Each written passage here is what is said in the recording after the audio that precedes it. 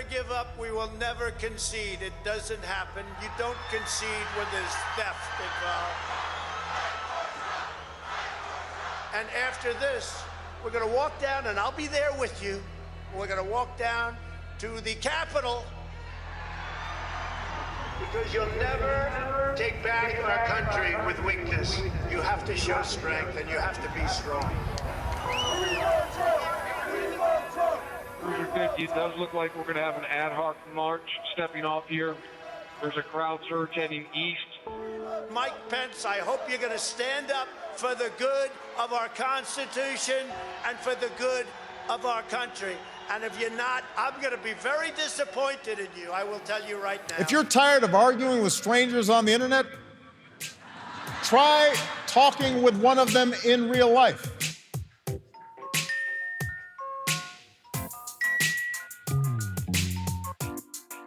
Welcome to Back in America, the podcast. Alvaro de Cozar, you are an award-winning journalist.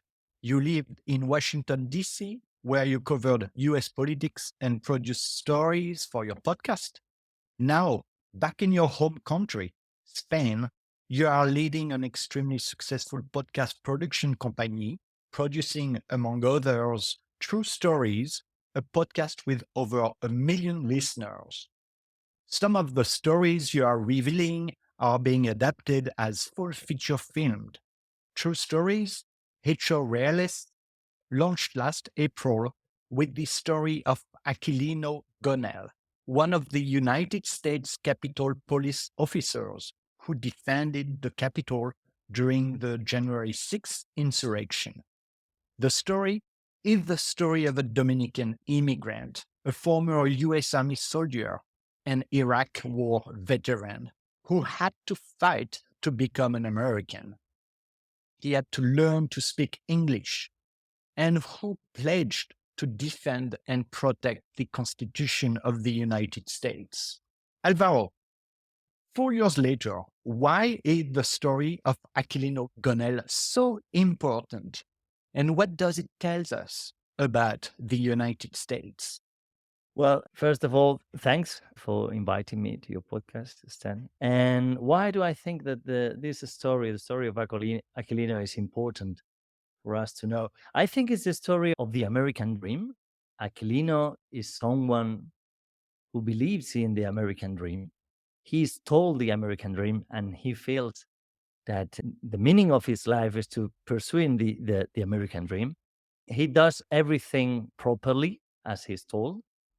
And once he gets that dream, then suddenly, one day, they told us, no, you are wrong. So it's a story about the false stories about the American dream in some way. And also it's a story about the power of the immigrant. It's a story about the power of being an immigrant in the US and how that country has been built with the immigrant. It's just the story of the United States. So I think it's a story tale that should be known by everyone. Mm-hmm. Mm-hmm. I want to come back to that, but looking at the time in which we live, which is a time where truth is constantly being challenged. AI make deep fake a hallmark of social media. And former President Trump lied during his debate with Joe Biden last June. He said that the attack on the Capitol involved a relatively small group of people and that most of them were just, in many cases, just being ushered in by the police. In your interview with Aquilino, what does he say about this confrontation with the far-right extremist? Well, he's really angry about that, especially about that. I think Aquilino, he has suffered a lot since that attack. He has PTSD, yeah. So he has that, and he has some injuries also. And he lost his job as a result of. And he lost it. Yeah, he couldn't stay more in the police, and he had to finally give up his American dream. Yeah. But the thing that is more problematic for him is just reading and listening to the stories that are sold every day in the press, and the ones that come from the Trump followers, saying that nothing happened in the Capitol. For him, that is really amazing, and also the thing that makes him feeling more angry about that. Yeah. Yeah, can you believe? I mean, you went through that, you lived the attacks, and now you've got President Trump. Yeah, I don't know if you heard, but recently he praised the rioters. They were peaceful people. These were great people. The crowd was unbelievable. And I mentioned the word love, the love in the air. I've never seen anything like it. And if I win, I will be looking very, very strongly about pardons. And I mean full pardons with an apology to many, an apology. Calling them unbelievable patriots and saying that they were hostages and people that have been in prison because of the attacks. And he promised to pardon them if he's elected. I mean, history is being rewritten, as we speak. Yeah, and I think that anytime we do something and someone tells the opposite, and once we know that, I mean, if I go to the moon and people say, no, you were not in the moon, you were not that astronaut, that didn't happen, that is something that would make everyone angry, and you will feel that you have the need to tell the real story. That is what Aquilino has done in his book and also in our podcast. But yeah, it's amazing. It's amazing also because we saw it on television. I mean, maybe you could invent another story if there's no proof about that, but it's everyone saw that attack, and we saw the thousands of people trying to get into one of the most important institutions of the democracy in the United States, a symbol of the democracy. And that is what I still don't understand, and try to I don't know. I try to understand always the other part. I always try to say, okay, just let's put in their shoes, and try to understand what they are saying. But it's really quite complicated to do it in this situation. Yeah, I wonder, as an observer of the US, which historical period does this insurrection and the current time we live in, with Trump rewriting history, what does that remind you of? I think power has been always trying to rewrite the stories, yeah, to rewrite the way we confront ideas and the way we confront the facts. For example, in my country, in Spain, for years we had a dictatorship with Franco, and a dictatorship and facts is something that normally doesn't fit very well. But we didn't expect that in the democracies. We didn't expect that. So I think it's quite new, really, what we are seeing. Also, in terms of how fast the news go around the world. It's a fascinating time because knowledge and science can be spread all over the world so easily and fast. But at the same time, we have to admit that lies and fake news travel at the same speed. So that is making us just a bit confused. Yeah. So Aquilino, because of the trauma and the physical injuries that he endured during the insurrection on January 6th, finally, as we said, he lost his job and he decided to write a book. His book is called American Shield. And there he talks about the joys and the struggle of becoming an immigrant. He talks about his experience. Obviously, this is the background of the book, January 6th experience. And I heard him talk during the hearing, the congressional hearing, and he said, to be honest, I did not recognize my fellow citizen who stormed the Capitol on January 6th. So what message do you think that Aquilino is trying to convey to other immigrant and citizens through his experience? I think he just wants to tell his story because he knows that is the truth. He lived that, he suffered that, he saw he saw his colleagues, his other police, the other guys, falling down in front of him. We're going to give riot warning. This is the apparatus here. We're going to give riot warning. We're going to try and get compliance, but this is now effectively a riot. 49 hours declaring it a riot. 5 to 50 be advised, they're trying to breach and get to the Capitol. And he's so angry with the fact that all the people are saying that is false, that he just wants to tell his truth.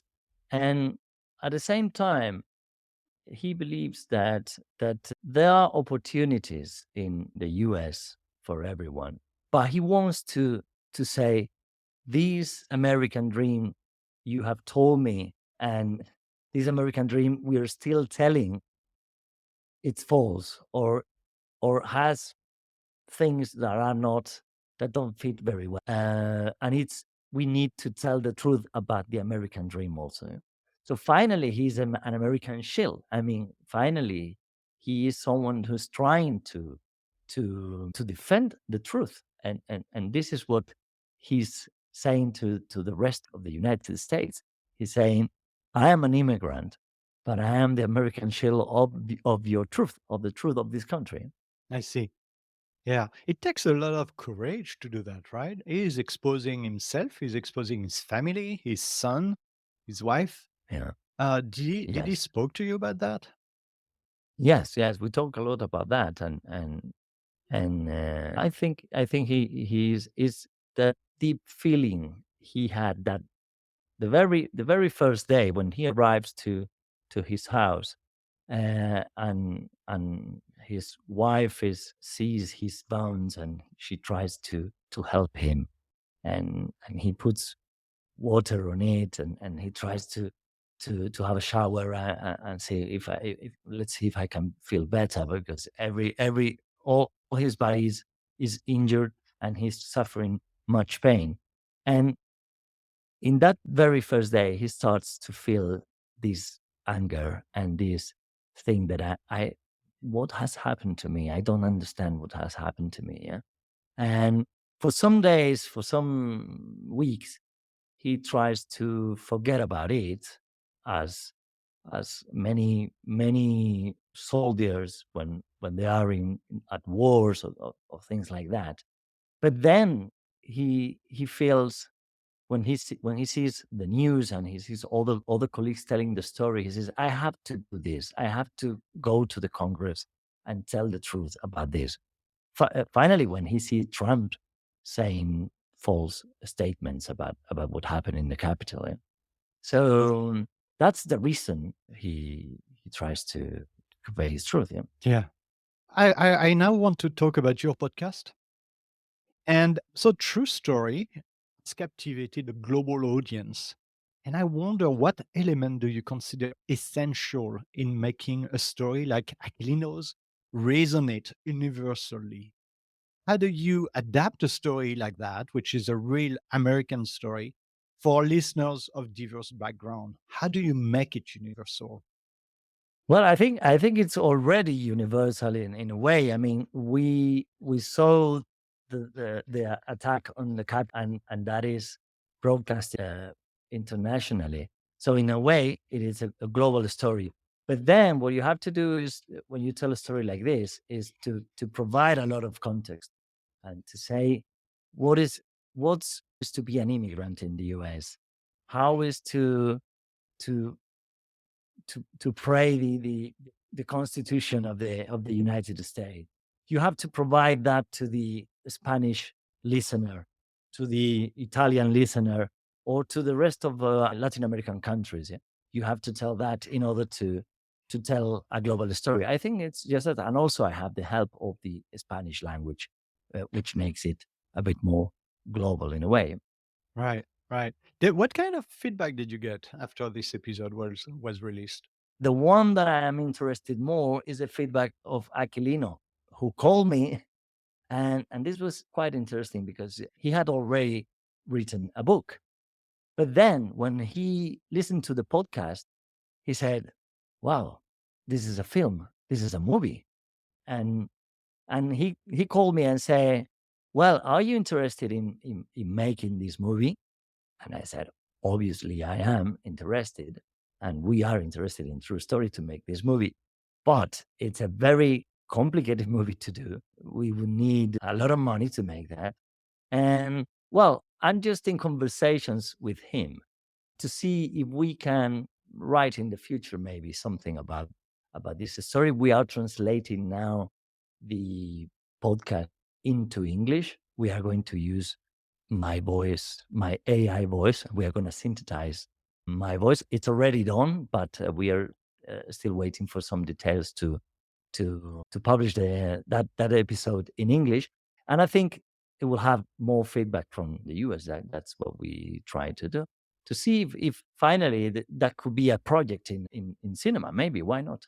Your talent is really to be someone that is able to source stories, true stories that are so incredible that they almost look like and sound like fictional stories, right? And then you have a way to narrate them in a way that capture your audience. So tell me, what makes a great story to you? When you hear the story, at what stage do you say this is going to be an amazing podcast? Yeah, I'm looking for emotions. I'm looking for emotions. I'm looking for that little secret that some of stories have, that you see, oh, this is going to connect with people. And the way to connect with people normally is laugh, humor, or anger sometimes, and deep emotions like the ones you have when you are in love, or the ones you have with when you're trying to solve a mystery.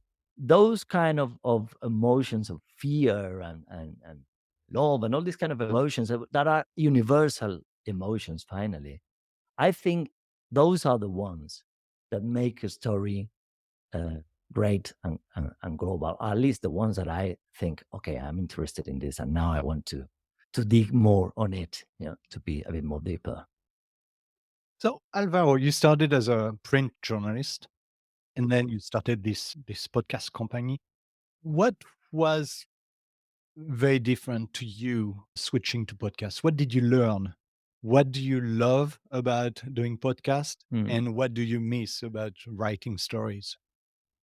yeah. I don't miss many things from the newspapers. Just forgot that life I had. No, I didn't. I haven't forgot it, and I have to be very grateful to all those years. But in 2015, when I left El País, I realized that I needed something. I needed something different, and I realized that I wanted to tell long stories. I needed more time to tell the stories. I was the kind of reporter that normally wrote long articles in the newspaper, but for some reason I needed more. I needed to write a book. That was my idea. And finally I listened to this podcast, Serial, an American podcast that everyone Sure. knows. I listened to that and I was shocked. I was, oh, wow. So there's a way of telling stories in a way that I think I can do, and I think I can try to imitate. So I had a very long story about a spy in Spain. It was very complex, and I still had to do a lot of investigation. But I was going to write a book, and then I said, why instead of writing a book, why not a podcast? And yes, I did my first podcast in 2016. It was a success at that time, and there were not many listeners, but it was something underground. We didn't have the interest of the media or anything like that, but the podcast had like 2 million listeners after 1 year. So it was great. And then I said, oh, I have to do this, and I have to go on with this kind of way of telling stories. And I'm very comfortable in it. So tell me about the steps that you take when you are going to start a new episode. We always start with an idea, with something. We are always talking to people. Me and my colleagues, we are talking to our former sources. We just say, okay, let's see each other and let's talk about anything. And when you talk and talk and talk, finally one day you say, okay, I see something here. Yeah? And also we read a lot of newspapers and we say, okay, maybe if we tell this story in a long format, it could be interesting. Yeah? So once we decided, we have decided that we want to dig into that, then we start thinking about an idea. What do we want to tell about this story? What's my idea? What's my The angle. thesis? What exactly? What's my angle? I want to what is that thing that I want to give to the listeners? Yeah. And once we have that, at least some kind of conversation around that, then we start to make a document. And in that document, we always call the mother documents. Once we do that, we start putting everything we have, telephone numbers, ideas, more articles, this conversation we had some time ago, this movie that is about this, and it tells, and it gives us another idea about it. And once we have that document, we start looking for the interviews and we start looking for the people who's going to help us to make the podcast, to make the episode. And once we have the interview, we start writing the story as if we are writing a script for the cinema. I always divide the story in 7 parts, which is the classic arc, narrative arc. So I start with an intro and then an insight in act, and an exposition, and then an insight in action, rise in action, climax, fall in action, resolution, and maybe at the moment. I always have that structure because it helps me and it helps other writers to follow the path of the story. To don't forget that you are not writing a report, you're writing a story. It's not the same. You are not just adding information. No, you're just looking for that angle and to follow that path. So I think a narrative podcast just tells one thing. And you have to tell that one thing. Once you start telling another thing, and also I want to describe this, and also I want to tell this, then you confuse the listener or the reader. The secret of storytelling, finally, is just to show the conflict and solve the conflict. So you write everything, you write the story in the light of the angle that you want to give it. And then I guess you are going to go through the interview and you are going to just extract the part of the interview that fit the narrative Exactly. as you created it. Exactly. Because normally when you have an interview with someone that has lived a very complicated story, normally they don't tell it the way you need. They have a lot of assumptions and they think that everyone knows his story or their story before. So they don't explain the things that you need as a listener. Yeah. As a listener. So you have to help them to tell the story. And that is why I always use the voice of a narrator. That in this case it's me. But that is the secret, I guess, of what we do, is just to help someone to tell their story. Just out of curiosity, how long does it take you on average? If you just don't count the days and weeks, even months, that we sometimes spend following the story, because we spend a lot of time sometimes just trying to convince someone to give us an interview. But if you just forget about that and just imagine we have the interview and then the process of writing and recording and editing everything, I think that is for sure 3 weeks. Okay. Do you interview before you write the story, or what happens? Normally we have an idea of the script we're gonna have, but then we finally write the script after the interview. Okay. But we go to the interview with some ideas, very, very clear ideas. Sometimes we go to the person, the person we invite, and we tell them, I want you to explain now this moment in your life and what happened when someone called. Okay, and where were you doing at that time? So this is the kind of questions we do to them so that they can tell the story. Okay. All right. Any project in relation to the US that you've got lined up? Well, we have a very interesting project. It's a story about Manuel Rocha.